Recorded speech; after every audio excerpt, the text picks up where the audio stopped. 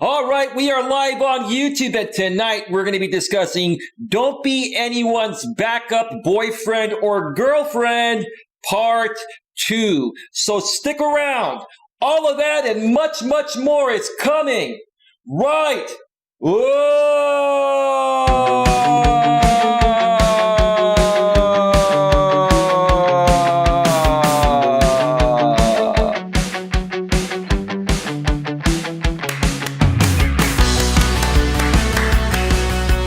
Live from Northern California, welcome to Navigating the Modern World with Coach Eli. And if this is your first time here, and most importantly, you are open to suggestions and change, please consider subscribing and then banging that bell. And after you bang that bell, when that pop-up box pops up, make sure you select all notifications, because that way you won't miss a single thing. You will not miss anything when it comes to getting a better grip on your life. And also make sure on your smartphone, your tablet, your iPhone, your Android, or anywhere that you have the YouTube app installed on, you must also make sure that the YouTube app is set to receive those notifications at a device level. Do all of that. And you're all set. You're all set to go. You're all set and good to go. Welcome to the show, everyone. Welcome to the show. Sorry that I started a little bit later than my originally scheduled start time. Still battling, this pinched nerve and the pins and needles feeling. It's gotten a whole lot better. But I've been getting a lot more rest and doing a lot more stretches, and I'm trying to not overdo it. So I'm moving around a little bit more slowly, so that way I heal quicker. So my apologies for that. But tonight, we're actually going to be doing part 2 of a show that I did last night. And when I got to the end of the blog, I realized that there was a part 2. I was not able to find part 2 while I was live on the air, but afterwards I went and I found, the part 2 of the blog, and it was so interesting that I wanted to do part 2. And the blog is titled "The Backup Boyfriend Test." So this is the backup boyfriend test. This is a test that this blog author, created for women. But it can also benefit men at the same time, because I am the kind of guy that will reverse engineer things that are catered towards women and put it in layman's terms for men to understand, so that way they can see what women do and how to avoid being trapped in certain things that are not going to best benefit you or even benefit you at all. So this is going to be very interesting. Now, tonight's show is not going to be too terribly long, 45 minutes to an hour max. There isn't a whole lot to go over, and I do have a few phone calls to make in a little bit, so I cannot be on too terribly long. But with that being said, let me check out the chat, and we will get started here in just a second. All right, Muttnuts World is in the house with the Mod Wrench and member Muttnuts World. Oh, real quick. Let me make sure that the notification went out. It certainly did. Stream health, stream status is fantastic. Okay, we're good to go. We're good to go. All right. Hey, Mutt, welcome to the show. Thank you so much for being here. Queen Helen Casey's in the house. Hello, Eli. Smash the like button for Eli. Queen says hello, Mutt. Mutt says, hey, Queen. Muttnuts World says, I am here listening, not feeling too well today. Well, what's going on? Muttnuts World, let me know. Maybe I can give you a little friendly advice, and that might help you feel a little bit better. Please feel free to share if you're open to it. Stephanie Ellis, aka Super Steph, is in the house. Hey, Steph, how you doing? A moderator and member, Stephanie Ellis, aka Super Steph. Steph, did you get a chance to watch the show yesterday? I know you popped in before I went live, but we didn't see you throughout the show. Were you able to check out the replay? Because for anyone that didn't see the replay, or watch the stream live that I did yesterday regarding this topic, this show here will make a lot more sense if you have already viewed that stream. But if you're here live, stay here live and then go back and watch the replay, and it'll still all make sense. But if you've already viewed it, you're just going to be in a continuation. And, as part of the blog posting that the blog author did, he did do a short recap of what was discussed yesterday and on this previous blog that I dissected yesterday, that I critiqued yesterday. So it'll still make sense to you. Muttonut's World, the heat has my asthma acting up. Is that pretty typical when it's hot? It's about 80 degrees today in Redwood City, so it's a pretty nice day. That's pretty average temperature around here this time of the year, but I'm assuming it's probably in the 90s or the hundreds where you're at. What is the temperature where you're at, Muttonut's World? Stephanie Ellis, a.k.a. Super Steph, I'm doing good. Hey, Mutt, how are you? That's great to hear that you're doing well. Stephanie Ellis, a.k.a. Super Steph, thanks again for being here. So, yeah, Mutt, let us know. And then I'm just going to dive right into it and get right into it. While we wait for Mutt to respond, the title of tonight's stream is Don't Be Anyone's Backup Boyfriend or Girlfriend, Part 2. The backup boyfriend test. One more time. Don't be anyone's backup boyfriend or girlfriend. Part 2. The backup test. Before we switch screens over to the browser screen there, I'd like to ask you folks, what do you think about this beautiful background tonight? Do you see right over here? You have a man and a woman holding hands, depicting that is how beautiful a relationship should be. By the way, folks, this is another video as part of my alpha male strategies, as you see right here. Alpha male strategies for men and women. Like I've mentioned in the past, why did I, create the title to state alpha male strategies for men and women when, alpha male doesn't have female in it? Well, there are alpha females out there nowadays, and it does take alpha energy for women to be able to do certain jobs that require more masculine energy. So both men and women can learn from this, not only from a business standpoint, but from a personal relationship standpoint.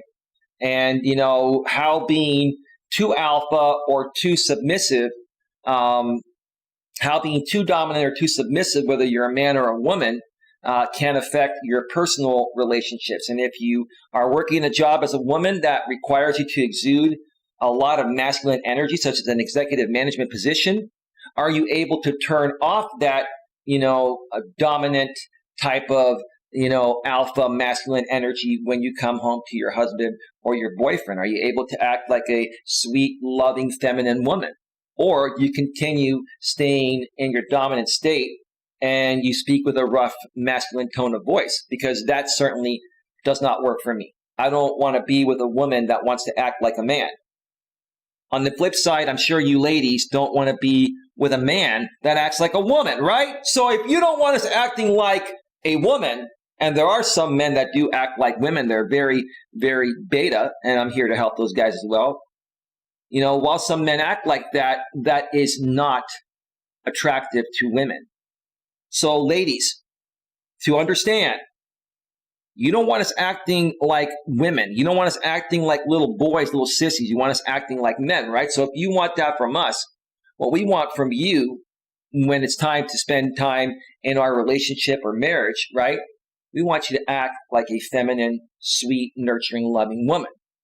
We want you to turn off that dominant masculine energy that's required for you to do your job, if you have a job of that nature. All right? Does that make sense? I'm sure it does. And I'm sure a lot of men and women out there, especially women, can argue that and would argue that. But there's really nothing to argue. It's just, it is what it is. Masculine energy is masculine energy, and feminine energy is feminine energy. That is it. So, all right, let me see here. Let's see, what did Muttonut's World say? Yeah, it has been in the high 90s, so close to 100-degree temperature. Do you have an inhaler? Do you have asthma medication? And does it help you much? Let me know in the chat when you get a chance. All right, let's get right to it because I don't have a whole lot of time tonight. Let's switch over to the browser source and get right to it. Once again, this is part 2 of an initial blog I started dissecting yesterday, written by the same author. The blog author's name is Glenn Gear, PhD, and he is with Darwin's Subterranean World. And the title is The Backup Boyfriend Test. One more time. The Backup Boyfriend Test. Here's the Plan B proclivity scale, including scoring key. See how you stack up. One more time. Here's the Plan B proclivity scale, including scoring key. See how you stack up. Now, let me read to you folks the definition of proclivity in case you don't know what it means. These are all fancy words. Proclivity means a tendency to choose or do something regularly, an inclination or predisposition towards a particular thing. An example, a proclivity for hard work. One more time, proclivity means a tendency to choose or do something regularly, an inclination or predisposition toward a particular thing. Okay? In the case of women having backup boyfriends or friends in backup status, and some men do this as well, like I mentioned yesterday, but this is primarily more so done by women. Okay? What proclivity means is that this is part of their, nature. This is part of their instinct. This is part of what they feel they need to have to feel secure that if the current man they're with doesn't work out for whatever reason, they have someone to immediately fall back on. So that's what proclivity means, in case you didn't understand the word. All right, let's get right to it.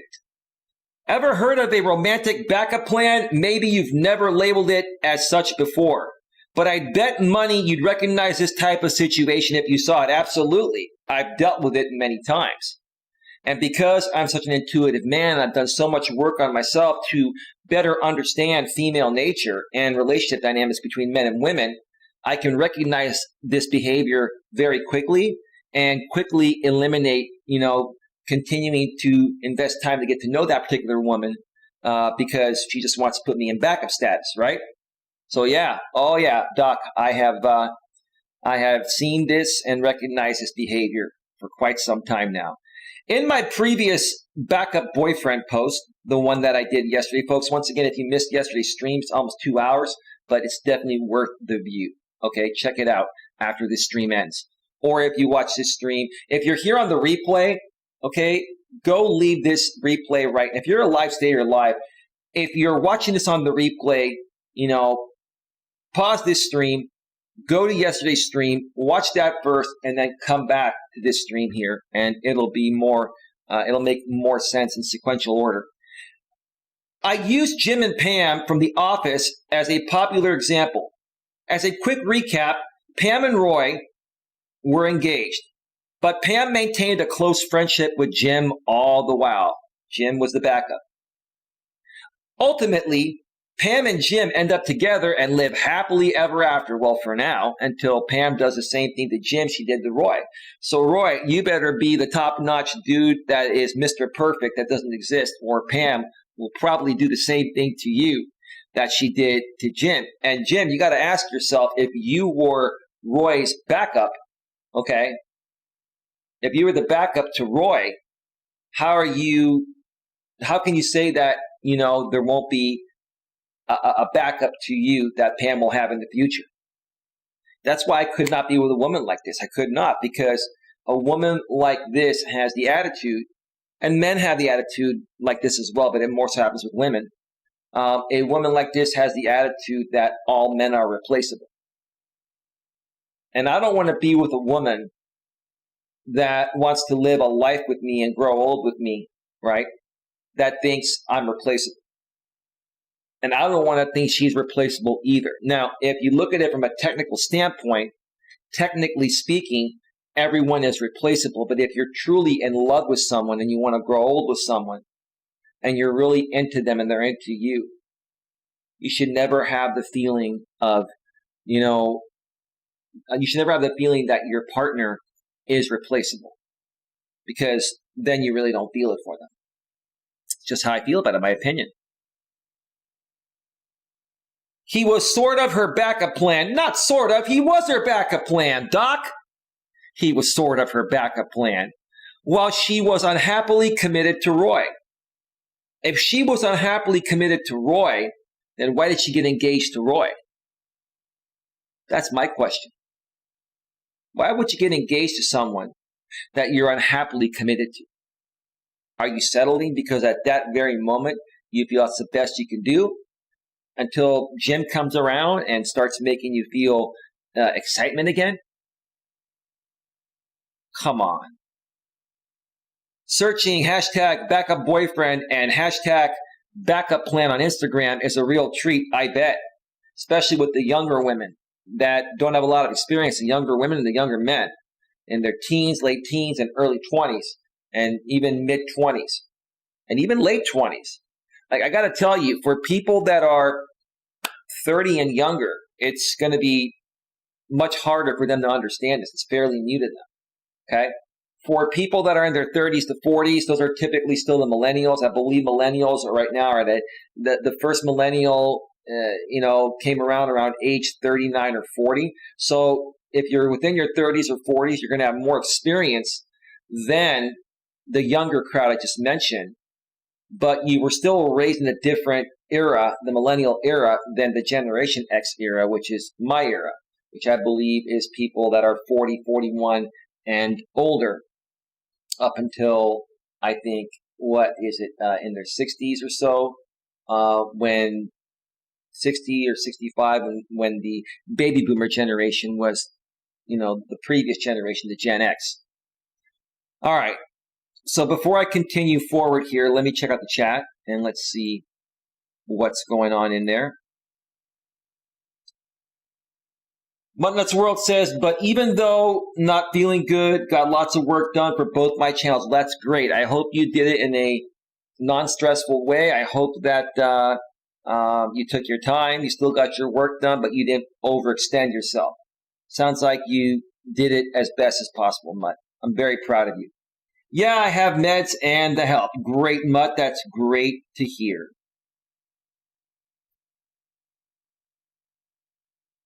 All right. Let's get back to the blog here.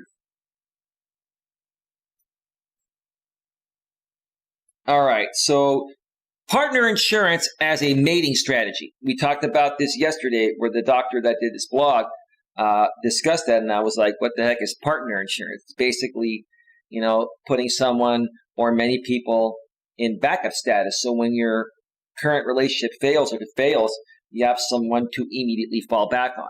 Primarily more so done by women than men. For my master thesis, I decided to put some actual numbers to this pattern and see how it stacks up. Utilizing an evolutionary informed perspective, I researched the idea of partner insurance among heterosexual women in committed relationships as a potential mating strategy. Very interesting. I'm glad someone's doing research on this because somebody is finally deciding to, more so discuss what's really happening in the modern world and what's the change with women, what's the change with men, why is the divorce rate so high? Why are so many people breaking up? Why are so many people not committing at all and just doing friends with benefits or mutually beneficial hookups, one night stands, etc.? Why are people doing that? Why are they giving up on the traditional American dream, falling in love, having a family, growing old together, right? So I really like the research that this psychologist has started to do. To summarize, I found that roughly 20% of women in committed relationships will explicitly report having what they consider to be a Mr. Plan B in their back pocket, an insurance plan for their love life. And he mentioned this yesterday, and I also critiqued this aspect yesterday. I said, that's a very, very low estimate, Doc. if I had to guess, at least 50%, if I'm talking about women just here in the U.S., but maybe globally. But if I'm talking about just women here in the U.S. where I'm at, I feel at least 50% of women, maybe more than likely more than 50%, have lurkers in the background and have backup options. This is a very, very, very low estimate, in my opinion. Just wanted to, reinforce that statement that was mentioned in the blog yesterday, because before we get into, the next phase here that the doctor talks about, he's recapping himself what was mentioned in the first blog.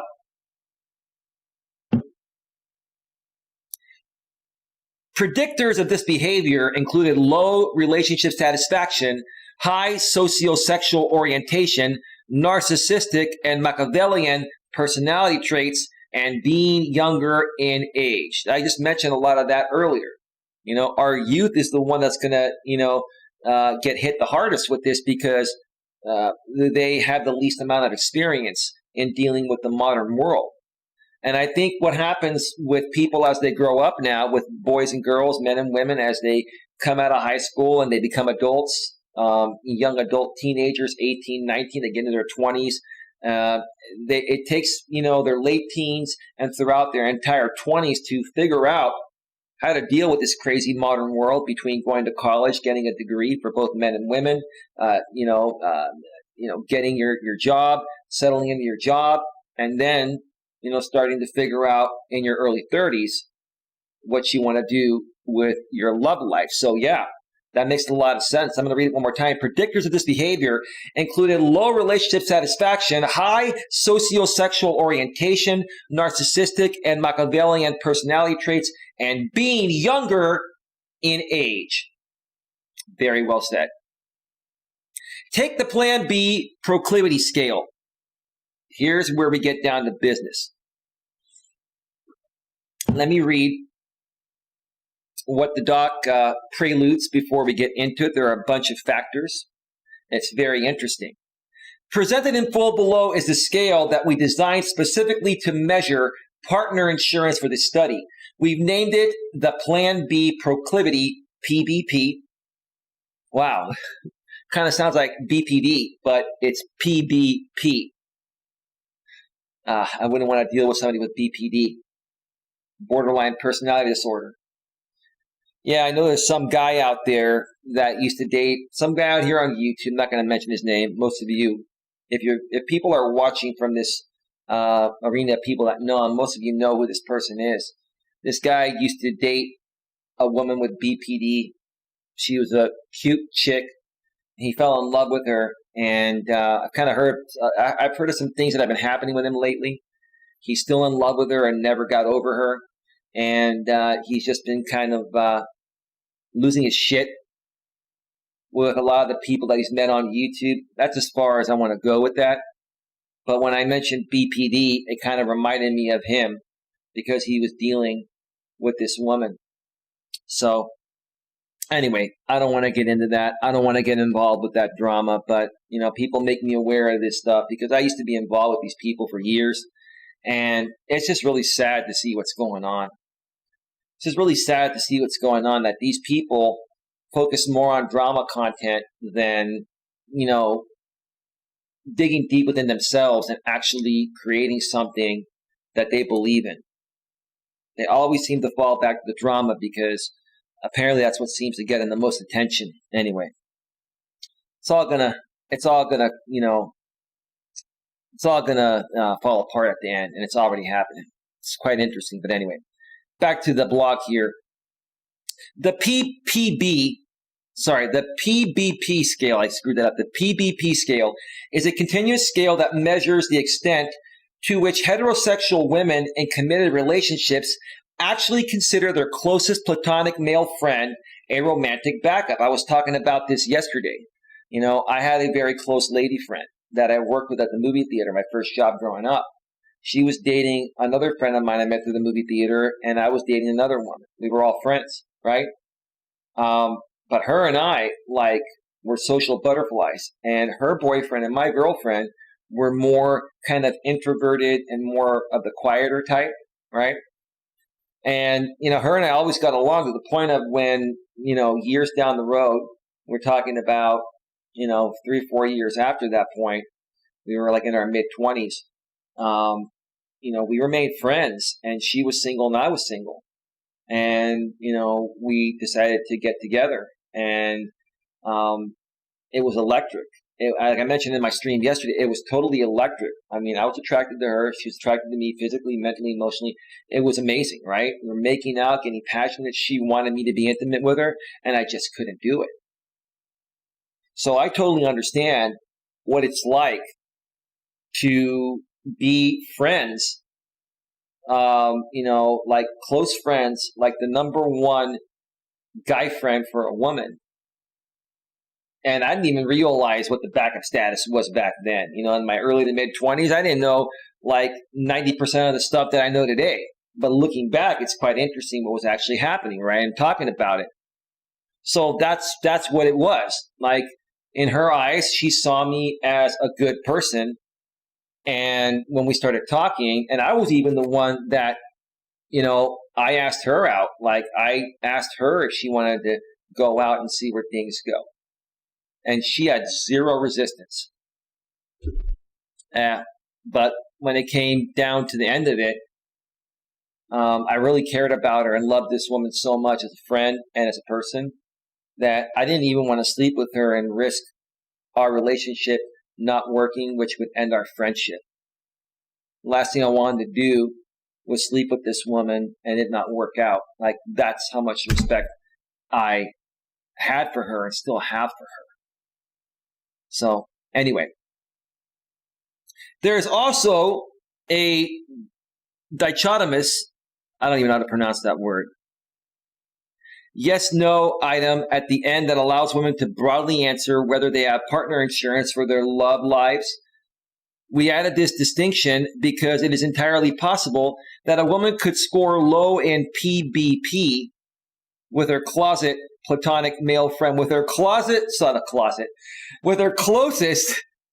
platonic male friend. Man, nothing closet about me. I'm out in the open about anything. There are some other people lately that have kept things in the closet. I'm going to leave that one alone. But yeah, that was an Freudian slip. With her closest platonic male friend, but still have partner insurance with someone else. That's true. That said, we actually found that those who mark yes to having partner insurance score significantly higher in PBP than those who mark no. In essence, we found that this scale does in fact measure what it was intended to, a proclivity to have a backup boyfriend. Completing the survey takes only a few minutes. Originally, we limited our sample to women who have been in a committed relationship for at least 6 months. But feel free to give it a whirl below, no matter your situation. I'm going to read the instructions here in just a second. Guys, pay attention as well as ladies, because I'm going to reverse engineer this, meaning that I'm going to explain what this means. So you know what these women are looking for, and if you find yourself in one of these situations, you're going to identify that you are being placed on backup status, and you can remove yourself from even talking with that woman, and just go on and do your own thing. Before we get to that, let me check out the chat.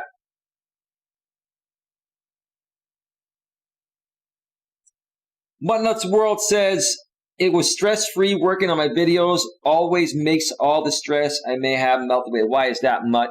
Is it because you love YouTube so much? Because I love YouTube a lot. I really do. I really love being able to have a platform that pretty much allows me to have my own TV station. It's also allowed me to use my tech skills to create this awesome mini television studio within my place here.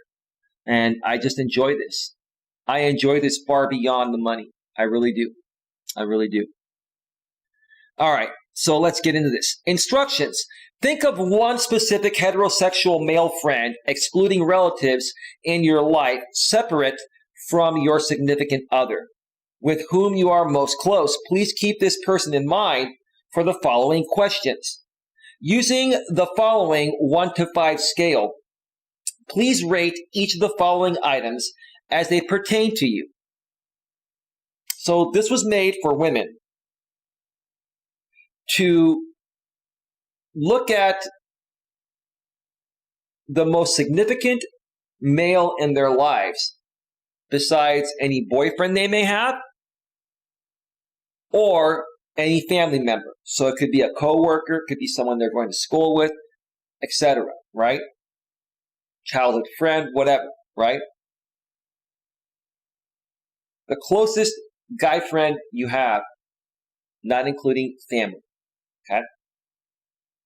And to use the scale of 1 to 10 to rate each of the following items as they pertain to you. Strongly disagree is a 1. Somewhat disagree 2. Neither agree or disagree 3. Somewhat agree 4. Strongly agree 5. If you've ever done any one of those, like online surveys and stuff, that's the same type of verbiage there. Instead of clicking the dot, you just put 1, 2, 3, 4, or 5. Give me just a second here.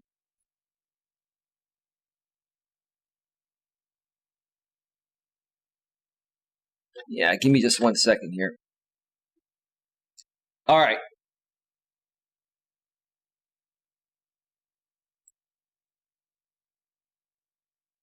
Number 1, I communicate with this person regularly. Now I'm going to dissect each one of these in how a woman can perceive this, right?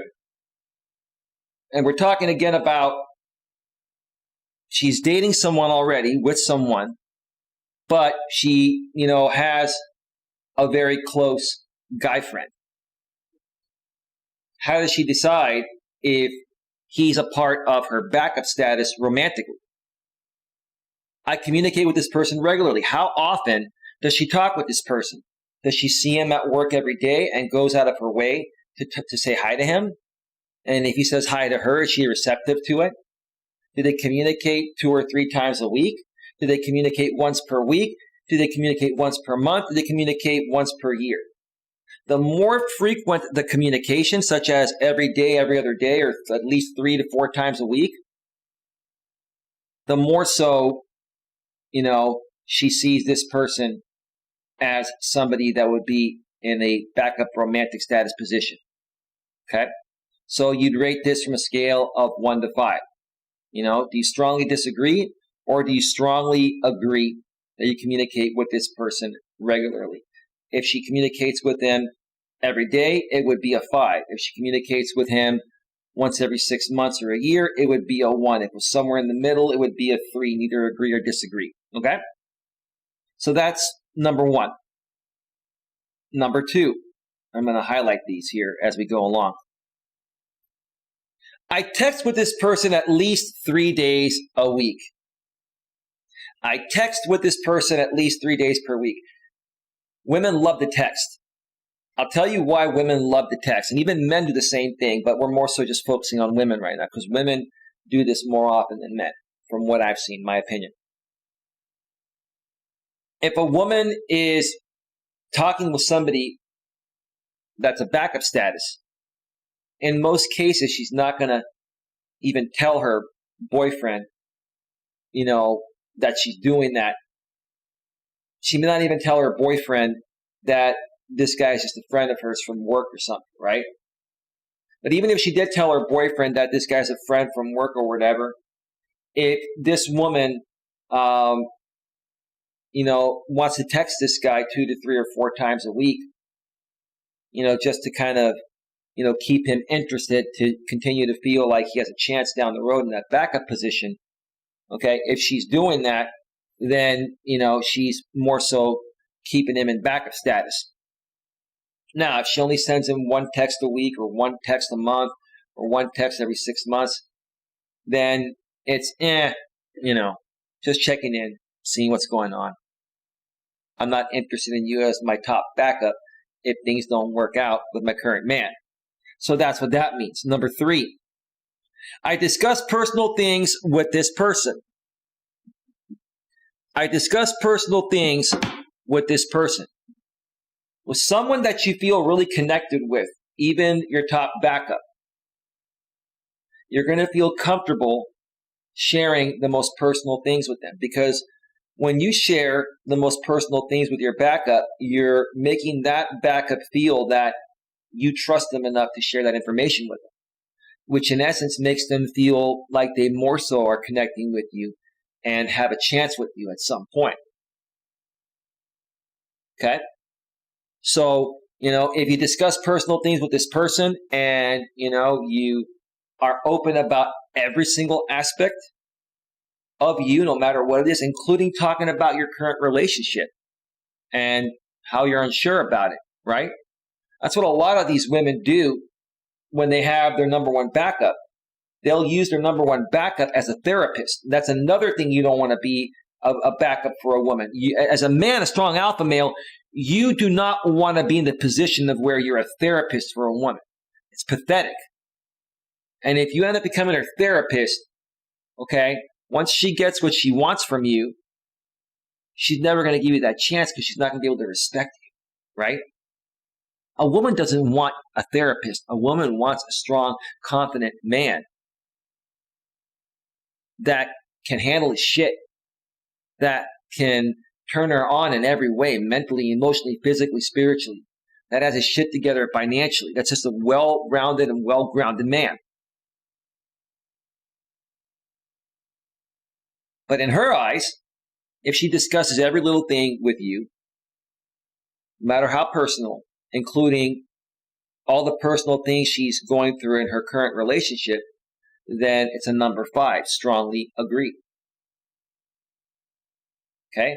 If she will occasionally talk with you about something personal, maybe it's a 2 or a 3. If she never talks with you about anything personal, then it's a 1, strongly disagree. But typically women that have a number 1 backup status for a romantic replacement are going to share personal things.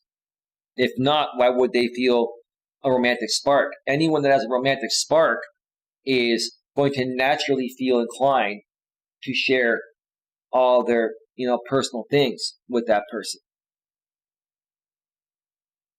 Number 4, I meet up with this person at least once a month for lunch or coffee when my significant other is not present. Right. So if your current boyfriend is on a business trip or hanging out with the guys, you'll tell your guy that, hey, you're going out with your friends tonight.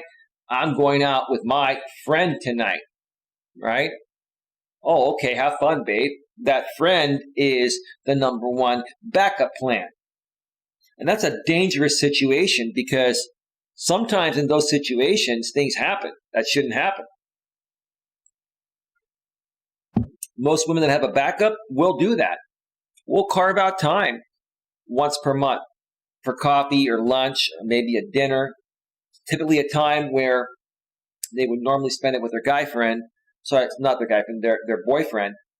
But if their boyfriend has plans with the guys, has a poker night, or is doing guy stuff, then that's when she'll typically take that opportunity.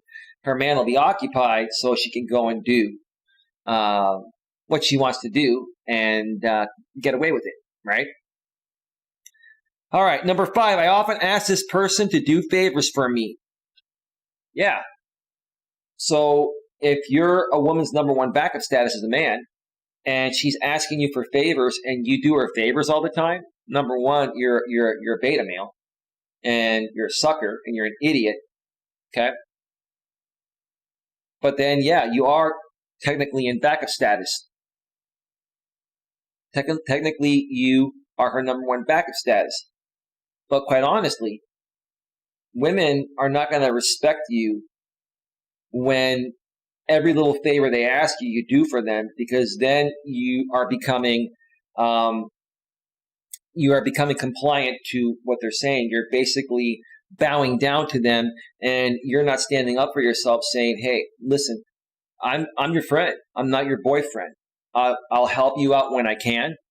I think you're a nice person, but maybe some of the things you're asking me, you should be asking your boyfriend to do." And I bet you, if you were the number 1 backup status of this particular woman, and you came off to her in that way, she would respect you a lot more. She may not expect to hear that, and it may throw her off initially, but she's going to have a newfound respect for you because you're standing up for yourself, and she knows she can't control you. And when she knows she can't control you, eventually she'll become more attracted to you because you're being a man. You're standing up for what you believe in, and you're not fazed by her beautiful looks or her charm or whatever, right? Or her manipulation, right? Number 6, I dislike this person's taste in girlfriends or potential partners.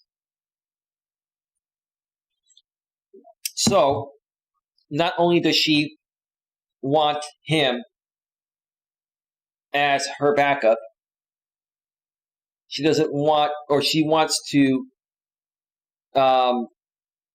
control the type of people that he dates or sees in the meantime. In essence, I think what is being said there is trying to be stated is that women that have you as a number one backup would prefer for you to not, be in another relationship, because then they're not able to do things with you on the side, and you're not able to give them as much attention, if any attention, if you're occupied dating someone else. So that's what that means there. And I'm not gonna go and through the number scale throughout each one here, because that'll take too long. I'm just gonna dissect, in my opinion, explain what this means, how it is perceived by the woman, and reverse engineer it for men to understand it, and that way they know what to look for. And if it happens to them, they'll be able to identify it and remove themselves from that situation. So we've got another 6 more here to go. Let me check out the chat real quick. We are at 41 minutes. We'll be done in about 5 to 10 minutes here, folks.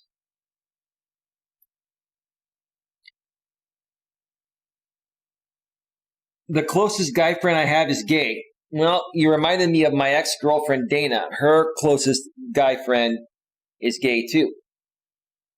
So, I never had a fear of her straying on me. And even if she had a straight guy friend, I would have never had a fear with her straying.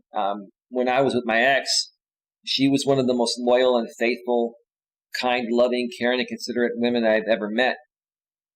I've never seen such loyalty before from a woman. I never expected that. I mean, yeah, it's what I've always wanted, but I never thought there was a woman like that existed. So yeah, she had a gay male friend, and I'm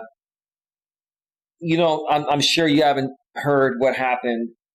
When I went through my break a few years ago, I mean, there used to be a bunch of videos out there on it. I talked about it myself. It was on my former channel, Mutt, before I shut that down almost 2 years ago. But yeah, sometimes even if you have a gay male friend, and no disrespect, I have gay friends. I love everyone equally. They're very protective of their straight lady friends, and they stick their nose into things that they shouldn't. Now, I'm completely over that, and, I've moved past it, and I don't have any resentment towards my ex or her, gay male friend. But again, that's part of the issue here in those situations, Mutt, is that sometimes, friends of women, whether they're men or women, gay or straight, stick their nose into, their business, and they get involved, and it ruins things. And I wish people would just stay out of that stuff, right? It's okay to have some concern, but when it's over concern, it's just too much. Anyway.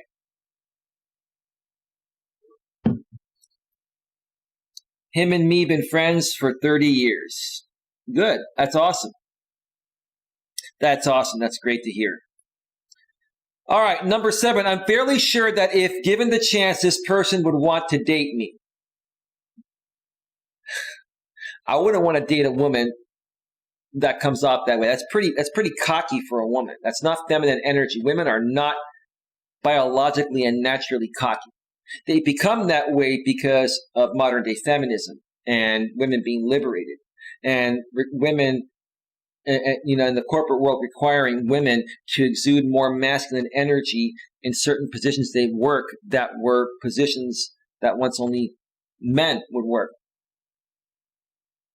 I don't like how that's written. I'm fairly sure if given the chance, this person would want to date me.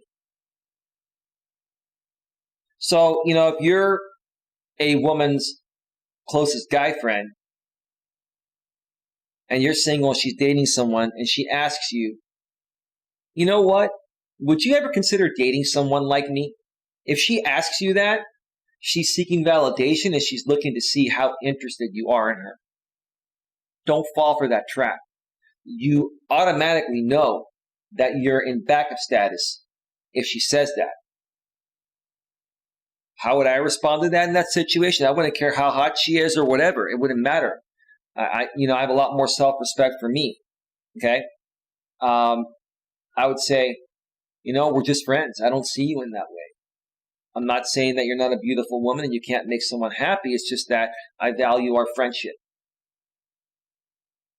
Now, a beta male with a lack of experience is not going to be able to understand why she's asking that. She's seeking validation. She's seeking to see how much control she has over you. And a smart dude is going to pick up on that and flip it on her, right? But if you're that beta male and you say, oh yeah, if you were single, I would totally take you out. Don't give him that. Especially if there was someone else. Don't give him that. She will want you more if you reject her, even if you would possibly give her a chance. She will want you more if you say, hey, look, I just don't see you in that way. You're with somebody else. I respect that. I wouldn't want to put our friendship at risk anyway, but I'm happy with the way things are. Stand tall on that and see how she reacts. Because she's expecting you to just, shower her with compliments and, oh yeah, you're so beautiful, you're so amazing. Why would you ask me that if you're happy with your boyfriend? Like, don't go there because that's only going to more so validate her and lower your value as a man. Strong man is not going to need to put up with that. All right, number 8, this person has asked me out on at least one occasion. If the guy asked you out on one occasion when he first started to get to know you, he may not have known that you were not single. Nothing wrong with asking a woman out one time or asking for her number. But if she says, I'm seeing someone right now, but if you're open to a friendship, I'd be happy to give you my number. Quite frankly, in that situation, I would say, no, I don't want to intrude. You seem like a nice person. I'm going to put myself in the shoes of your boyfriend and see how I would feel if I was in his shoes. But I just wanted to say, hey, you caught my attention. You seem like a cool person. You seem like a lot of fun. Best of luck to you. Oh, you don't want my number? What if things don't work out down the road? Well, if things are meant to be with us, we'll run into each other down the road. But at this point, I'm going to, say goodnight, take care, and you walk away. You want to be in the position of power as the man. You want to be a cool man. You want to be respectful. You don't want to overdo it, but asking the woman out one time when you don't know if she's single or not, nothing wrong with it. If you ask her out and she tells you she's not single, and then you continue to ask her out, then you're a desperate beta male fool, right? Don't do that as a guy. Don't do that because the more that you ask her out, the more you're validating her, the more control she has over you being her number one backup. And if you come off as desperate, even if she were to give you a chance down the road because it failed with her, or her actual relationship failed with her current guy, she'd end up losing respect for you because you're not strong enough for her. You're being more submissive than dominant. You're coming off as weak, needy, desperate, insecure. Number 9, this person has confessed romantic feelings for me. Don't do that if you're not her girlfriend. Or if you know she's seeing someone. Sorry. Having romantic feelings for someone. Nothing wrong with feeling that. Expressing that too soon, in my opinion, especially if you haven't even gone on one date, is not good. And the right thing to do is to get to know a woman and just do 3 things. Hang out, have fun, and hook up. And when I say hook up, I don't mean have one-night stands. I mean date one woman. Let's set a date with her once or twice a week, typically more so in the evening because you want to give yourself the opportunity for romance and sex to happen because that's what brings people closer together. It's not all about sex, but sex is important. Hang out, have fun, and hook up. And if you do that for a month and a half, 2 months, 2.5 months, or 3 months, after a few months or so, if the woman is really enjoying that and enjoying being around you, she's going to come to you and say, how do you feel about me? Where do we stand? We've been together for 2 months. I'd say, what do you mean, babe? Knowing exactly, what she means. But you got to play a little bit dumb, right? Because you want the woman to be the one to come to terms with it on her own that she's romantically interested in you. If you're the one that professes your love to her first, it may scare her off. It may make you come off as weak, needy, desperate, insecure. Doesn't mean you don't have that feelings, or doesn't mean you don't have those feelings, which is what I'm trying to say, but there's a time and a place for a man to express them. Okay? So the woman expresses her feelings, and then you say, wow, you really feel that way about me. I feel the same way about you. And she may say, well, why didn't you express yourself to me if you've been feeling that way? Well, because I wanted to give you more time to get to know me. I understand how crazy the dating world is. It's hard to trust people. And I believe that trust is the most important thing in a relationship. So I wanted you to come to terms with that on your own first, without any excessive influence from me. And now that you've come to terms with it on your own, it means more to me. And that right there, boom, you'll start making out, you'll have great sex, and there's a start to your loving, caring, romantic relationship. So yeah, this person has confessed romantic feelings for me. Dude, if you're backup status, you can't do that. You shouldn't do that. If you do that, yeah, you're definitely in backup status. But again, you're also coming off as weak, needy, desperate, insecure. And even if she'll give you that chance down the road, if you continue behaving that way, that's beta male behavior, she's going to eventually lose respect for you and dump you as well. It's funny to me that, women want to keep a backup man around, right? But, the things that it takes for a man to be a backup man are beta male behavior that women are attracted to. So it kind of defeats the purpose, in my opinion. Take that for whatever it's worth. Let me check out the chat here. We are at 53 minutes. We still have a few more minutes here.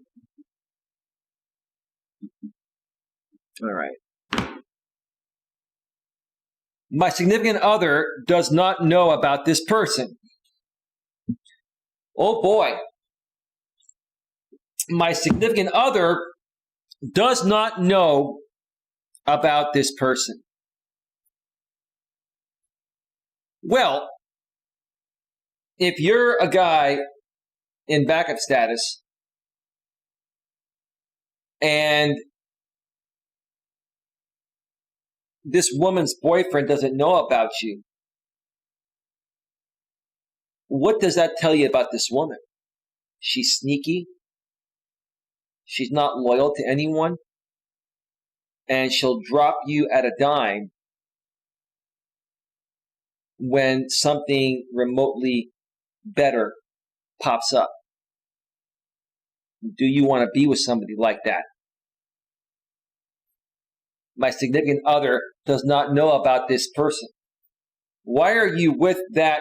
Why are you dating that guy if you can't tell him you have a guy friend that's just a friend from work that you work on projects, for regarding work or something like that? It's because you're not happy in that relationship and you're lining up your replacement, but you're just not ready to let go of what you have currently. Maybe the sex is really good. Maybe he makes a lot of money.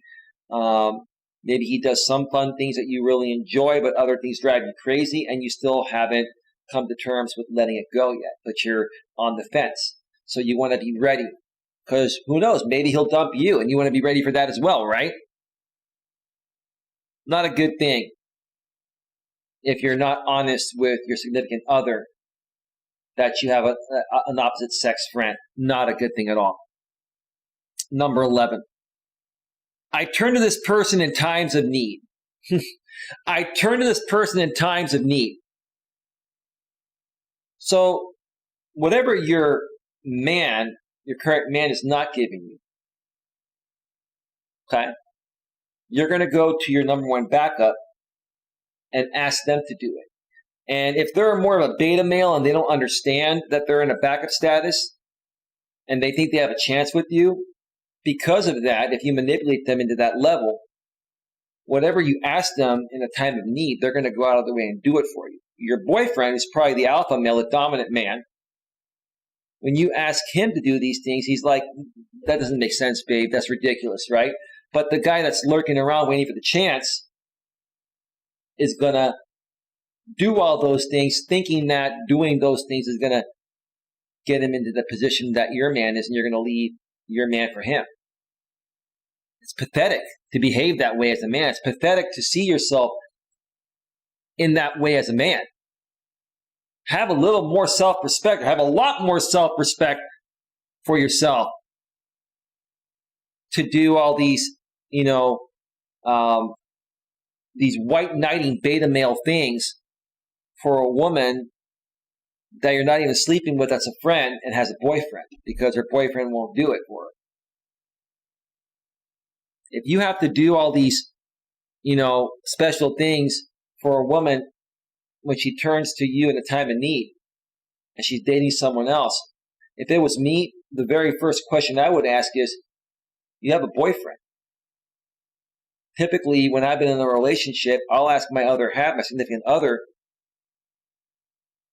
for certain things in a time of need. I'll discuss it with them. Why aren't you talking about this with your boyfriend?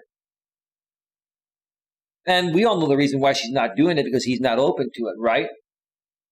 So in essence, she's going to this guy to try to fill in the voids temporarily and see what he's willing to do for her, right? And then over the course of time, she can compare both guys and see which guy is giving her more of what she wants and which guy makes her feel the way she wants to feel with a man more than the other, right? I would not want to be in that backup position. It's pathetic. I'm more valuable than that. And last but not least, number 12. I consider this person to be a plan B or backup romantic partner if my current relationship should ever end. That's obvious. I consider this person to be a plan B backup or backup romantic partner if my current relationship should ever end. Well, typically a woman's number one closest guy friend, if he's single, and even if he's not, will probably more than likely be her backup romantic partner, whether they see it that way or not. I'm going to leave that one alone. The only thing I can say is that if you're a guy that's her number one guy friend while she's dating someone else, and she comes to you and says, if my boyfriend and I ever were to break up, would you give me a chance and see where things could go between us? Some women may ask you that question. As a man, you never want to ask a question like that, because it is not alpha male behavior. It is not dominant behavior. It's submissive, behavior, right? If a woman asks you that question, if my boyfriend and I were to ever break up, would you give me a chance? What would I say in that situation? I'd say, why are you asking that kind of a question if you're happy in your relationship? Because when I've been happy in my past relationships, I would never even think about asking a question like that. Well, I was just asking. No, you weren't. Obviously, something is not right. There's trouble in paradise. Would you like to talk about that? I'm willing to listen to you if you're going to be honest with me. We're friends. Tell me what's going on. I'm not here to play games. I'm your friend. I respect you as a friend. But, you're asking me a question right now that, really isn't an appropriate question. If you're unhappy with your man, let him go, and then maybe we can talk. Maybe. If I feel you're in a good enough place, maybe you need to take some time for yourself to heal from this, right? So that's how I would respond to that type of thing, right? But I would respond to it that way because I'm intuitive, I'm older, I'm experienced, and I understand female nature. That's why I keep doing these streams, because I want every man and every woman out there to understand the modern man and the modern woman and understand male and female nature and learn to see these behavioral signs and patterns that are going to waste your time and are going to make you feel used, or even maybe you're going to be used. You don't want to be in those positions. Oh, there's one more. No, there isn't.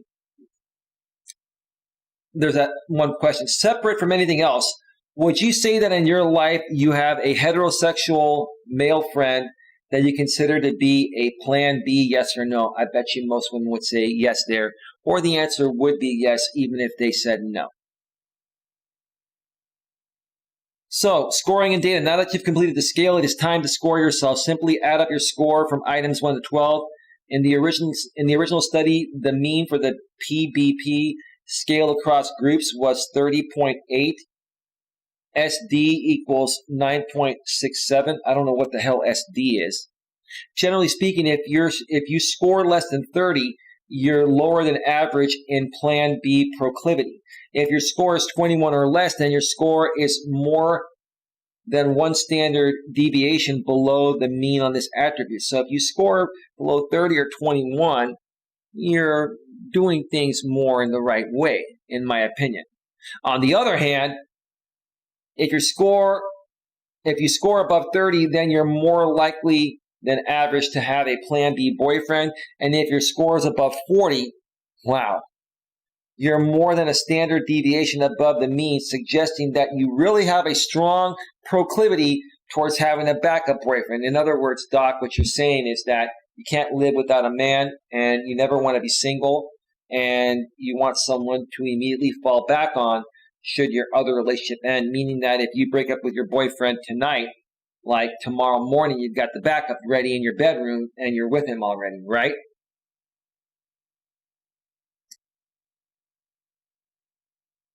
Anyway, we got one more paragraph to read here, and then we're going to wrap this up.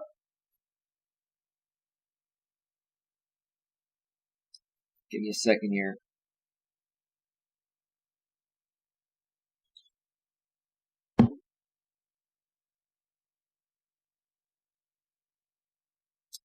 What was I going to say?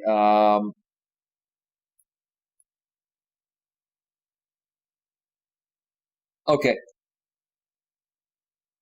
Mudnut's World was responding to her gay male friend. That is one thing I can say. He don't stick his nose where it doesn't belong, but he is there for me if I need him. Yeah, that's a good friend to have. That's why you've been friends with him for 30 years, because he respects you and you respect him. And neither one of you cross each other's boundaries. And that's phenomenal, Mutt. Absolutely phenomenal. Wonderful. All right, last paragraph here. Bottom line. This is a relatively new scale, and this pattern is relatively unresearched with only a few studies and smaller sample sizes. Yeah, but this is the type of information that we need. I'm glad that people are starting to focus, psychologists and schools are starting to focus on these aspects. We need more data and we need more education on the modern day woman and the modern day man and relationship dynamics, in a world of modern day feminism, women's lib, #MeToo, and everything else. So I'm very, very proud of this. Very proud this has happened. When it comes to partner insurance for one's love life, there's a lot more research to be done, and it may well be that results would vary widely across sexes as well. Moreover, while the data here shows that having partner insurance may well be another female mating strategy, it is for many, if not most women. The next step would be to find out if it's an effective one. I don't think it is. It's the most unnatural thing. Chemistry is chemistry. You either have it or you don't. If you're going to be with someone, and if you've been with someone for a while, then I would hope that you've been with them for a while because you're mentally, emotionally, physically, and spiritually attracted to them, and they're your soulmate, and no matter who else tries to get in the way, you're not going to let that tear that relationship apart. There needs to be a level of loyalty and trust when you commit to someone, especially to get married. And even if you get approached by a man that's slightly a little better looking than your current man, how's his personality? Even if he makes a little bit more money than your current man, okay? How's his personality? Is he going to do nice things for you, or is he going to be a cheap ass and not do anything for you, right? It's just an example. Just because a better man comes along or is perceived to be a better man doesn't mean he actually is. Just because he may look slightly a bit more attractive than your current man physically and make slightly a little more money doesn't mean you're going to live a better lifestyle with him.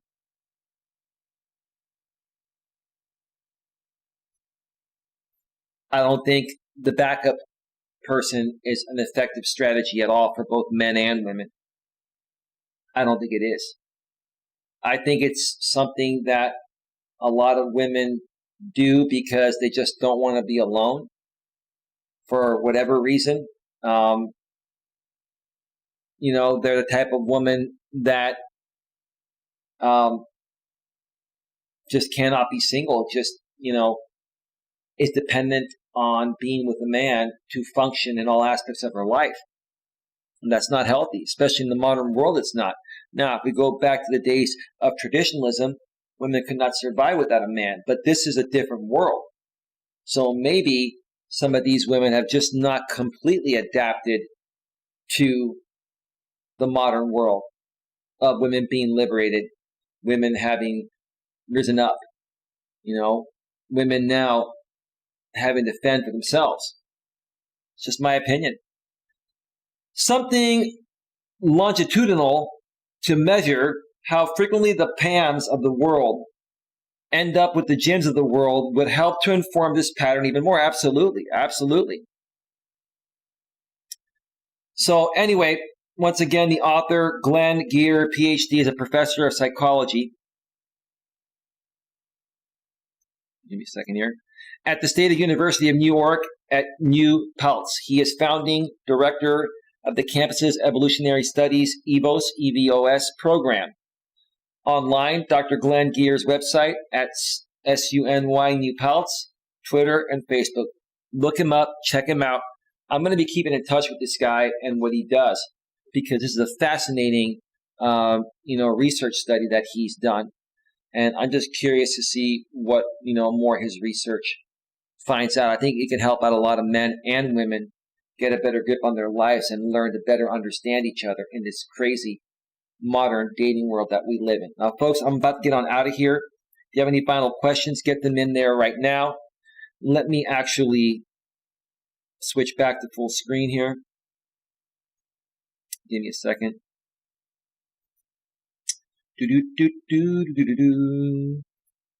And let me just set up my browser for the next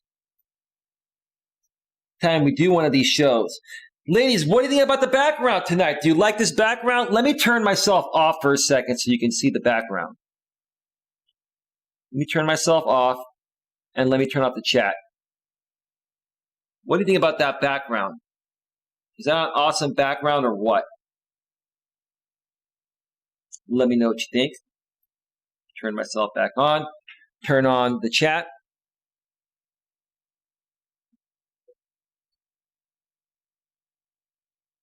All right, folks, before I get on out of here, if you did not see part one, if you haven't seen part one of this stream, if you're just tuning in late right now, go and watch part one first, and then come back and watch this stream. If you watch this stream live or on the replay and you haven't seen part one, go back to the homepage of my channel from your YouTube app or your computer and go to the stream I did yesterday, or the previous stream if it's down the road, and check it out. There's a lot of great information there. Folks, you will learn a lot. Trust me. You do not want to be anyone's backup plan. It's not fun. It typically never, ever works out. And even if you get that chance while being in backup status down the road, it doesn't usually last long, because if you're the kind of guy that's going to be allowed to be put in backup status, that's more of a beta male behavior, which is not attractive to women in the first place. So please, if you're a guy and a gal, men and women, watch these videos over and over and over again. If you have any questions, feel free to reach out to me.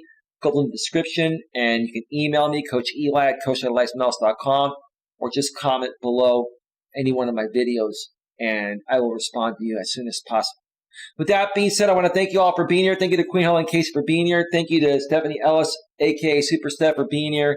And thank you to Mutton Nuts World for being here, and anyone else for being here that was just watching and listening behind the scenes without chatting. Have yourselves a great night, and I'll see you all tomorrow. By the way, tomorrow, another members-only video will be released, Mutton, Steph, and anyone else is a member. And then I will do at least another pre-recorded video or live stream as well. Have a great night, everyone. Take care. Bye-bye. We're out. Bye-bye. Bye. We're out.